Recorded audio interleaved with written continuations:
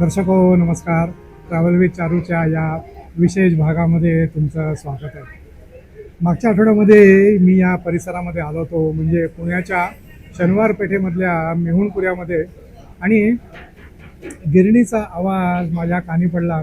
नुसताच आवाज कानी पडला असं नाही, तर फ्रेश दळलेले जे मसाले असतात, ते हळद असेल, तिखट असेल, जे मिरच्या असतील, धने असेल, गोडा मसाला असेल, त्याचा वास, त्याचा सुगंध नाकामध्ये आला. आणि कळत नकळत कानामध्ये स्वर आले. गदिमांचं एक गाणं आहे, स्वर आले दुरुनी. तसं हे गिरणीचा आवाज माझ्या कानी पडला. आणि मी माझ्या जुन्या आठवणींमध्ये, मी शाळेत असतानाच्या आठवणीमध्ये गेलो, जेव्हा मी आईबरोबर 6 महिन्यातनं 3 महिन्यातनं एकदा इथे यायचो. आईबरोबर आईला मदत म्हणून डबे उचलायला. त्याला शिकाकाई असेल, हळकुंड असेल, मिरची असेल, सगळं घरी दळलेलं आम्ही वापरायचो. ते इथं घेऊन यायचो. ती आठवण माझ्या मनामध्ये आली. आणि असा मनामध्ये एक विचार आला की ही इतकी जुनी गिरणी जी आहे पुण्यामधली फेमस, की इथले लोकसुद्धा तुम्ही कुठं राहता शनिवार पेठेमधले असं जर का विचारलं तर सांगतात राजमाचीकरांची जी गिरणी आहे त्या गिरणीच्या बाजूला. अशी ही राजमाचीकर यांची गिरणी. मी कडक आतमध्ये आलो. गिरणीचे जे मालक आहेत श्री अजित राजमाचीकर, त्यांना विचारलं की असं असं माझा चॅनल आहे आणि आपण व्हिडिओ करू शकतो का. आणि लगेच ते व्हिडिओ करायला तयार झाले. आणि या आठवड्यामध्ये हा व्हिडिओ घेऊन मी तुमच्यासमोर येतो आहे. मी आशा करतो की हा व्हिडिओ तुम्हाला नक्की आवडेल. पुण्याचे मानबिंदू म्हणून या मालिकेअंतर्गत हा व्हिडिओ करतो आहे. अशी इच्छा आहे की असेच अजून जी पुण्यामधली काही काही प्रसिद्ध ठिकाणं आहेत की ज्याला आपण पुण्यातले मानबिंदू असं संबोधू शकतो, की ज्याला गेल्या कित्येक वर्षांचा इतिहास आहे. तो व्यवसाय असेल, आस्थापना असेल, किंवा ते ठिकाण मसाल्याचा का ठसका लागतो ते ठिकाण असेल, तर अशी ठिकाणं घेऊन तुमच्यासमोर यायचं अशी इच्छा आहे. बघूया अजून कुठली कुठली नवीन ठिकाणं आपल्याला सापडत आहेत, नवीन ठिकाणं मिळत आहेत. पण या मालिकेमधला पहिला भाग जो आहे तो राजमाचीकर गिरणी.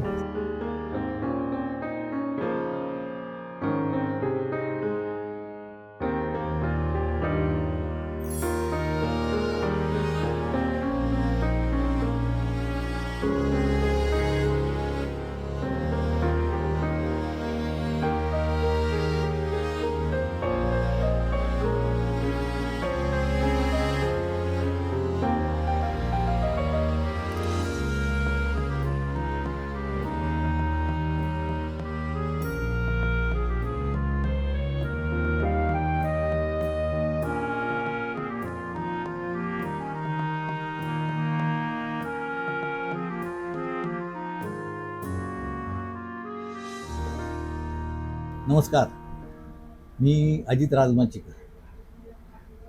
आमची ही गिरणी जी आहे ती 1910 साली आमच्या पणजोबांनी स्वदेशी चळवळीमध्ये श्री भास्करानंद फॅक्टरी या नावाने एक छत्र्या आणि कुलप वगैरे बनवायचा कारखाना म्हणून पहिले चालू केला. त्याच्यानंतर त्या स्वदेशी चळवळीच्या याच्यात काय होतं की ब्रिटिशांच्या मालावरती बहिष्कार टाकायचा आणि आपण भारतीय माल बनवायचा आणि तो घ्यायचा लोकांनी, अशी लोकमान्य टिळकांची जी कन्सेप्ट होती स्वदेशीची, त्यात आमच्या पणजोबांनी आपण पण काहीतरी करू म्हणून ते चालू केलं. त्याच्यानंतर आमचे आजोबा 1916 VJTIमधनं इंजिनियर होऊन आले. तत्पूर्वी 1910 साली जेव्हा आम्ही हे जे पणजोबांनी चालू केलं होतं, तर त्यानंतर 1911 साली नवसारीला एक प्रदर्शन भरलं होतं. त्या नवसारीच्या प्रदर्शनामध्ये तिथे म्हणजे ॲग्रिकल्चरल अँड इंडस्ट्रियल एक्झिबिशन म्हणून भरलं होतं. तर त्या प्रदर्शनामध्ये आमचे छत्र्यांचे पार्ट्स आणि इतर काही ज्या वस्तू बनवत होते त्या सगळ्या तिथे एक्झिबिशनमध्ये ठेवल्या होत्या. आणि त्याचं आम्हाला ते पार्टिसिपेशनचं सर्टिफिकेट पण आहे. ते हे सर्टिफिकेट इथे आहे 1911 सालचं.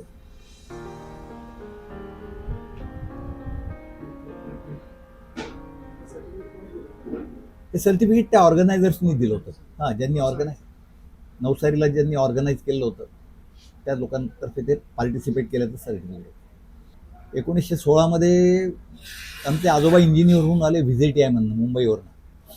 ते इंजिनियर होऊन आल्यानंतर त्यांनी या व्यवसायामध्ये बरीच सुधारणा केली. वर्कशॉपची मशिनरी आणली, वेगवेगळी मशीन्स बनवायला सुरुवात केली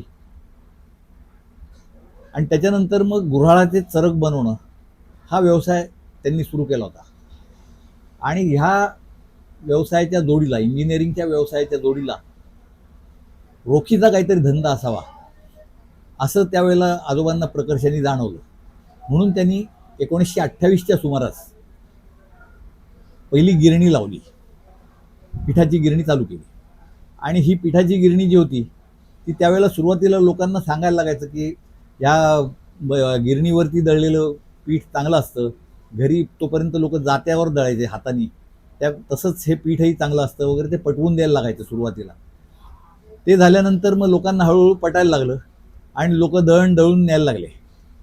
पुढे मग लोकांची डिमांड वाढत गेली आणि त्यांनी वेगवेगळी मशीन्स लावावी गिरणीची अशी आम्हाला सूचना केली. मग त्यासाठी पहिले भाजण्या, मेतकूट वगैरेसाठी एक मशीन लावलं, मग रवे वगैरे लावण्यासाठी मशीन केलं. मग लोक म्हणले अहो उन्हाळ्यामध्ये मिरच्या वगैरे जे असतात ते दळण्यासाठी मशीन लावा.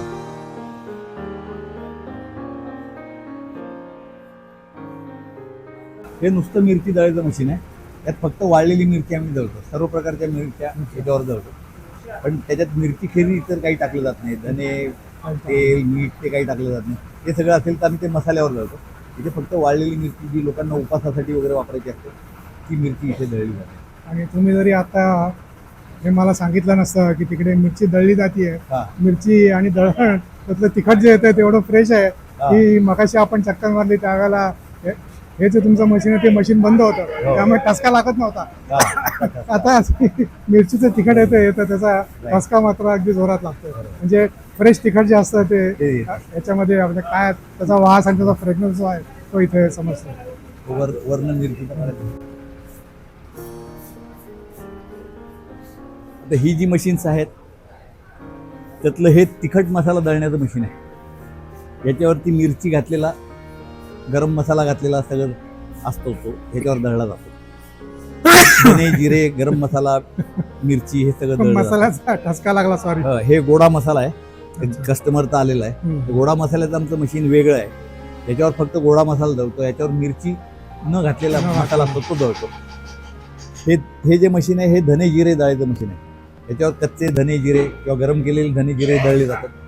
पण तेल लावलेला मसाला किंवा हे या मशीनवर दळत नाही, तो मसाल्यांची ती वेगळी मशीन. तेल लावलेला मसाला याच्यामध्ये, तेल लावलेला गोडा असेल तर इकडे आणि तिखट मसाला असेल तर इकडे, इकडे. असे ते दोन वेगवेगळी मशीन्स आहेत. आता अजून कुठलं मशीन बघूया इकडे? हे शिकगाई तर बघितलं मी. शिकायचं आपण बघू. हे शिकगाई दळण्याचं मशीन आहे. हा.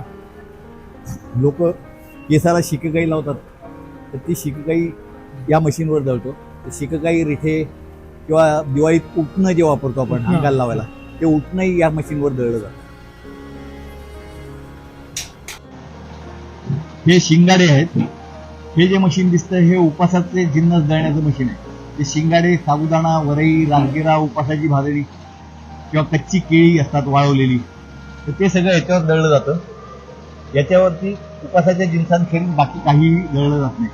त्यामुळे लोकांना ते पसंत पडतं की एकाच ठिकाणी सगळे उपासाचे जिन्नस दळले जातात आणि त्याच्यात इतर काही न दळता, मिक्स न होता प्युअर उपासाचं मिळतं.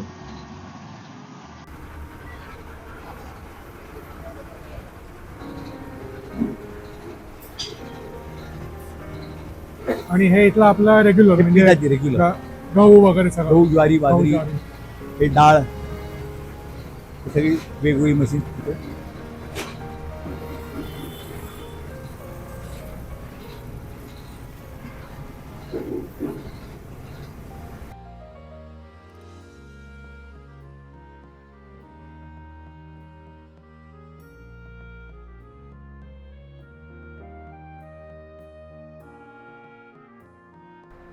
माझं नाव गीता लेले, माहेरचं गीता विद्वांस. माझं लहानपण शनिवार पेठेत होतं. या गिरणीपासून 5 मिनिटाच्या अंतरावर आम्ही राहत होतो. आता माझं वय 60 आहे, पण आम्ही गेली 50 वर्ष इथे येतोय आणि अतिशय चांगली माणसं आहेत आणि ही गिरणी अशीच कायम चांगली चालू राहावी असं आम्हाला वाटतं. आता आमची गिरणी हा एक मोठा लँडमार्कच झालेला आहे. बरेच वेळेला शनिवार पेठेत आम्ही राहतो असं कोणी एखाद्याने सांगितलं की लोक म्हणतात म्हणजे कुठे शनिवार पेठेत कुठे राहता तुम्ही, तर मग ते सांगतात की तुम्हाला राजमाची गिरणी माहिती आहे का, त्याच्या जवळच राहतो आम्ही, का त्याच्या पलीकडच्या गल्लीतच राहतो, असं अनेक ठिकाणी लोक सांगतात. आता गल्लीतले लोक तर खून सांगताना राजमाची गिरणी हाच लँडमार्क सांगतात, पण इतरही लोक शनिवारपेठ म्हटलं की राजमाची गिरणी पटकन विचारतात. जुने जे पुणेकर आहेत त्यांना तर नक्कीच माहिती असतं, त्यामुळे ते विचारतात आणि लोकही सांगतात हो राजमाची गिरणीपासून जवळच आहे आमचं, असं सांगतात. मी आनंद परांजपे, शनिवारपेठ, पुणे. हां, राजमाचीकरांकडे पीठ दळणं हा एक मोठा वेगळाच अनुभव असतो. बरं. खूप आधी बारीक किंवा आपल्याला ते हवं दाखवतील तसं मला मीठ व्हिडिओ स्वच्छ वगैरे. ते नीटनेटकं झाल्यानंतर ते म्हणले पहिले तुम्हाला आणि दाखवू, वक्तशीरपणा editing खूप करायचं, आहे. editing करू. आणि चोख माल देतात जसा दळायला देतो तसा. आणि आज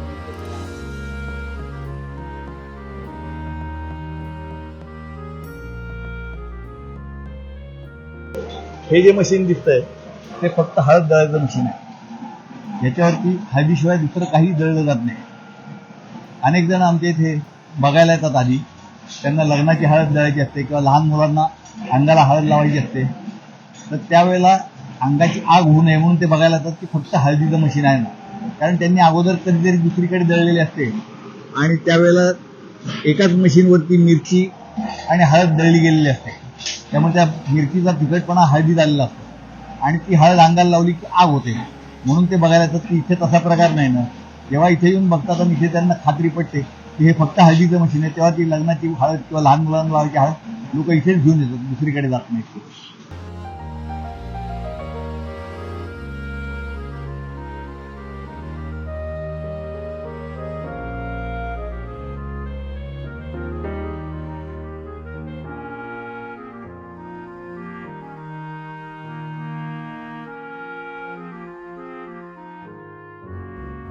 अजितजी, इथे जे हे लावलेलं आहे आताचं, तिथे मी राजमाची किल्ल्याचा उल्लेख बघितला आणि राजमाची किल्ला आणि तुमचं आडनाव पण राजमाचीकर, तर याचा मागचं काय कनेक्शन किंवा याचा मागची काय हे आहे गोष्ट आहे?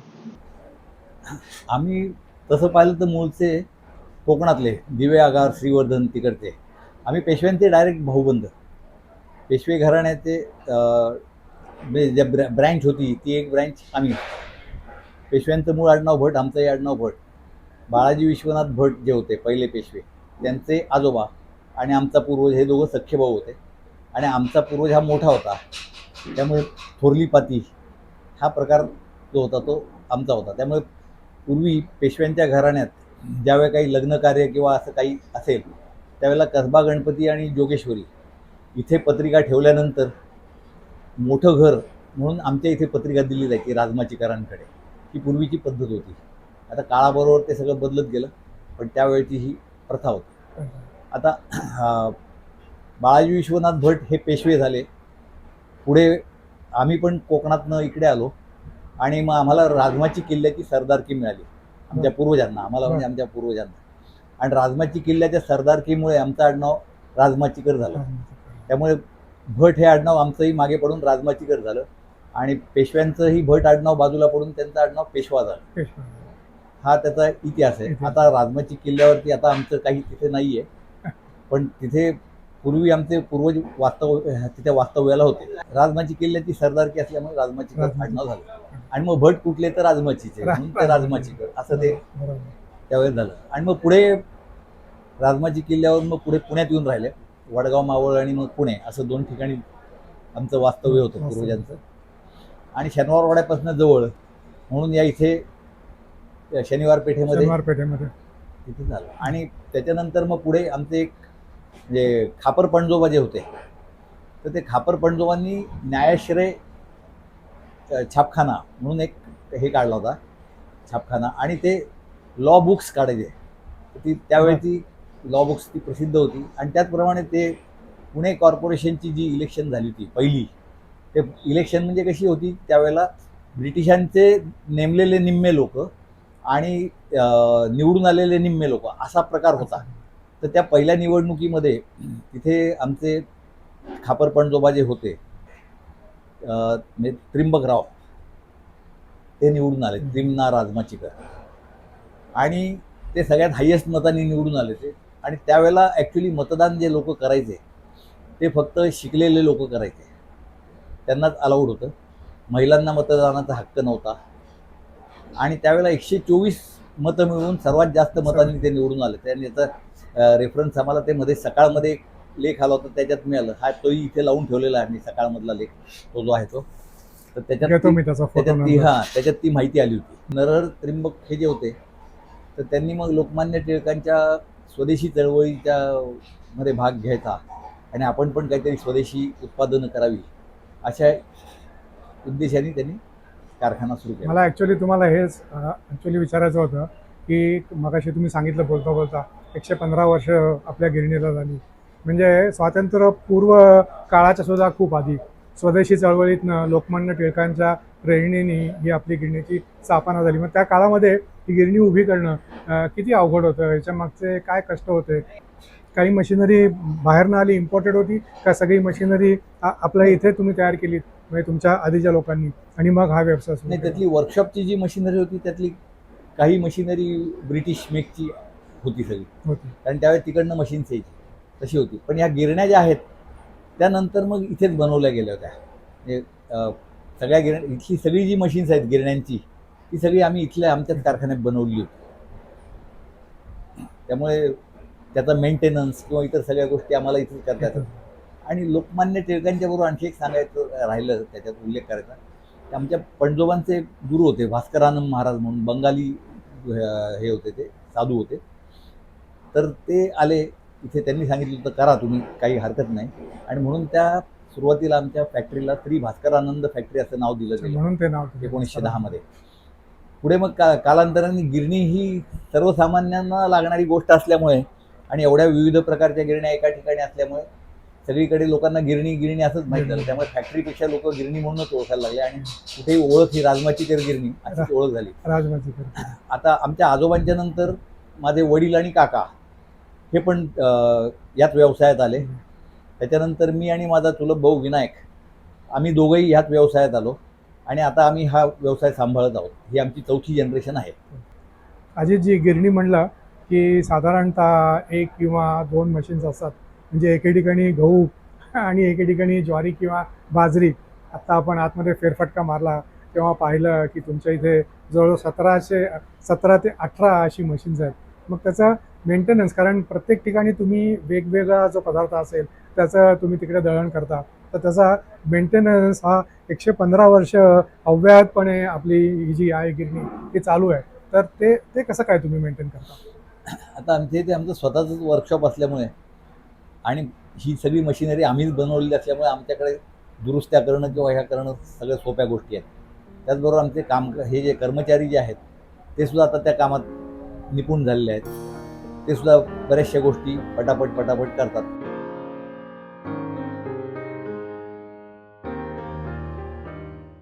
माझं नाव वैशाली वैद्य. मी वैवै प्रोडक्ट्स नावाने माझा व्यवसाय आहे.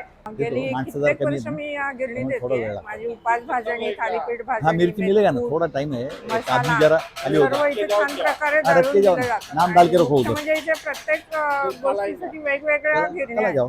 त्यामुळे कितना क्वालिटी मेंटेन कितना राहते. है? ऍक्च्युली मी बिझनेस करते, त्यामुळे नाम डाल के माझे रखो. सर्व प्रोडक्ट्स मी इथूनच दळून 5-6 बजे आएगा तो मी भी चलेगा. राजमा चिकरांचा अगत्यपूर्व नहीं, बराबर है. बोलणं तो आदमी खाली आणि होना म्हणताय ना जरा. कामगारांची तत्परता, आदमी कम आहे. त्याच्यामुळे इथे नेहमीच मी येत असते. म्हणजे बऱ्याच दुकानांमध्ये मी हे प्रोडक्ट विक्रीसाठी देते. कुणाला पर्सनल हवं असलं तरी मी देते. तुम्हाला जर काय हे प्रोडक्ट्स हवे असतील तर माझ्या 7020071077 या नंबरवर संपर्क करा.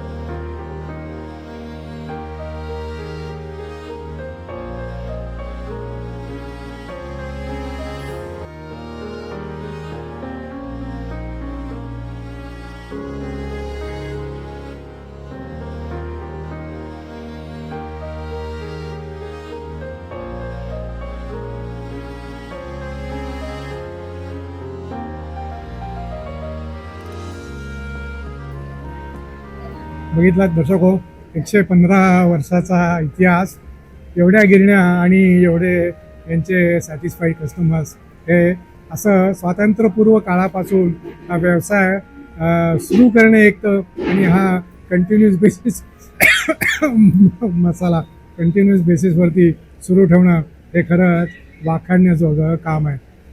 तुमच्या आजूबाजूला पण अशी काही पुण्यातले मानबिंदू असतील की जे तिथे आहेत, पण आपल्याला त्याची जाणीव होत नाही. या व्हिडिओ मागचा उद्देशच हा आहे की ही अशी आपल्याला जाणीव व्हावी, आपल्याला माहिती व्हावी, आणि माहिती नसेल तरी माहिती व्हावी की हे असं एक ठिकाण आहे पुण्यामधलं की जे स्वातंत्र्यपूर्व काळामध्ये सुरू झालं, तेव्हापासून आत्तापर्यंत अव्याहतपणे सुरू आहे. तुमच्या आजूबाजूला सुद्धा असं जर का कुठलं ठिकाण असेल, अशी जर का कुठली आस्थापना असेल, कुठलं मंदिर असेल की जे तुम्हाला असं वाटतं की हे लोकांपर्यंत पोचलं पाहिजे, मला अवश्य या व्हिडिओच्या कॉमेंट बॉक्समध्ये कॉमेंट करून अवश्य सांगा. व्हिडिओ बघितल्याबद्दल खूप खूप आभार, धन्यवाद. तुम्हाला फ्रेशली काही दळून हवं असेल, हळद, मिरची वगैरे, धने, जिरे, सुपारीसुद्धा, तर इथे तुम्ही अवश्य येऊ शकता. पुन्हा एकदा व्हिडिओ बघितल्याबद्दल तुमचे खूप खूप आभार. भेटूया पुढच्या अशाच एका नवीन व्हिडिओमध्ये.